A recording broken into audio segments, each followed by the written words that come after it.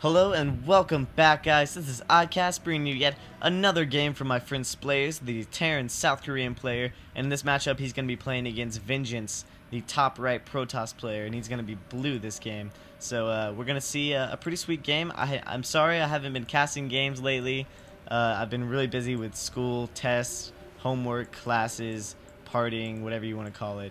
But yeah, I'm going to try to cast as many games as I want. I know Splayers has been on me lately to try to get some more games casted, so I'm really going to try to find some time to do that, but you know, school comes first, so you know, I got to do what I got to do. So the SCV is going to come over here and start this wall as soon as that supply depot comes down. So I cannot talk today. So right now the probe for Vengeance is going to come out and scout.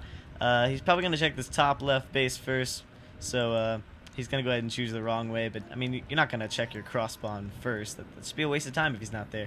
So he's going to go up there and see that Splayers isn't there, and hopefully he'll check the bottom left, because then going cross would just be really retarded, and maybe this probe is not the smartest cookie or smartest tool in the shed, but we'll see what he does. The barracks has come down, and I'm wondering, is he going to be able to complete the wall before the probe gets in? He might even play to start a supply depot and not even finish it, just to block the probe for temporarily, and then finish the supply depot later. But I have seen some players do that. But we do have one gas coming down for Splayers, so he's not gonna do any kind of two barracks pressure or anything like that. But his SCV has come out, and the probe's gonna get a free walk in, and he's just gonna be like, "Hey, what's going on, guys? I'm just gonna scout." And the SCV is gonna come and intercept him, and keep an eye on him. Not really try to kill him, but just especially keep an eye on him, because I cannot stress enough how annoying the Protoss cheese is with their cannon rush. I cannot stress it enough. It's so annoying. You gotta keep an eye on that probe, otherwise he'll go hide in the shadows. You'll forget about him. Then next thing you know, you go to build something over there and you get shot by 10 cannons. It's ridiculous, but who knows? Maybe I'm just a noob. You don't see that too much in these higher league games, because of that. The SCV staying on and making sure he knows what's going on. But his SCV, on the other hand, Splayer's SCV, is going to walk right up the ramp and be like, "Hey, my turn to scout. You especially don't have a wall. Being a Protoss against Terran, you're not going to wall against me. So I'm going to come in and check everything out. Ooh, you guys are looking real fancy." I've always thought that Protoss looked a little bit more high-tech than all the other races. All their buildings are like plated with solid blue crystal and metal, and they're just like, they know they're better than everybody else. And Terran's just kind of plated with plastic over here doing their thing. But, you know, Terran seems to win most of the time anyways, so I guess it's not the looks that count, but the player, the race, stuff like that. What am I even talking about? So we do have a 2-gate and a cybernetics core going down for Vengeance, but Splayers is trying to get as much scouting information as he can. He's going to do a crazy little route right here, and then he's going to get out of there. He should just try to get out of the... Oh, he should have just tried to get out of there alive with that SCV.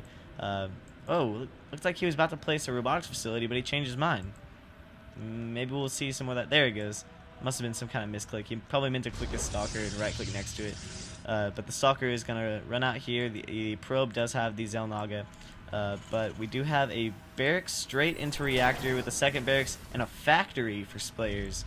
So with the bunker going down, so I'm interested to see what he does. Maybe marine tank, like some kind of mask build. If you guys know who Mask is, that's MASQ. I saw him do that against Hydra in one game that HD casted, so maybe he'll go for that. Who knows? But only time will tell, of course. But I want to see what Vengeance does do with this robotics facility, because I think he might just get Immortals out. Who knows? It might even just be for an observer.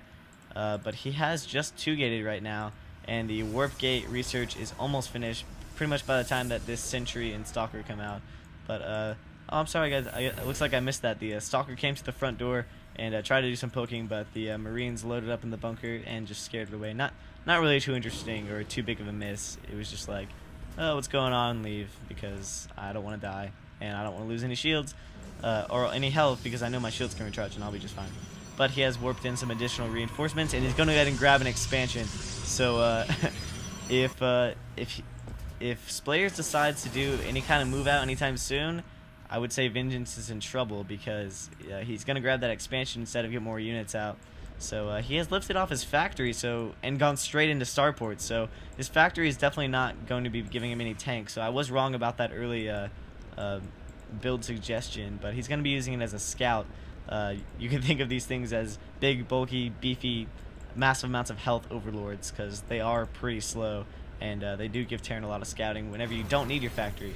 I wouldn't recommend you do that always, but with this kind of build, he's going to go straight into Raven, so I really like that. I don't see Ravens utilized enough, so it'll be interesting to see Splayers using a Raven in this matchup. But the Observer for Vengeance has gotten in, and it's seeing everything, to be honest. It sees the starport, it sees the tech lab. You gotta know that Banshees or Ravens are coming. You wouldn't get the tech lab for any other reason. So yeah, it looks like right now Vengeance, he should definitely be getting additional reinforcements in, which it looks like he is, but this factory is also seeing what's going on. And here comes the worker transfer, adding a 3rd and 4th gate. So it has transitioned into a 4-gate with an expansion, but he doesn't see that observer, so or maybe he does. He's just waiting for the Raven that want to waste the scan. So that looks like the Stalkers are going to poke some fun at the sorry about that, guys, at the factory. But as soon as the Raven comes out, yes, the observer gets picked off, so won't be seeing much of him anymore. So the factory is going to go ahead and move out. The towers are going to go ahead and pick off a little bit more. I don't really see why. I mean, the factory's not doing too much. I doubt it's going to come back anytime soon. But, I mean, if you can shoot it, you might as well. I mean, you know nothing else is coming at you because you do have this Zelnaga tower. But the supply depots have lowered, so we might even see a move out here soon. He does have 2 Banshees on the way as well, rallied to one of his Marauders. So we may just see some kind of push here, and I don't know how Vengeance is going to handle this. Supply is 68 to 59.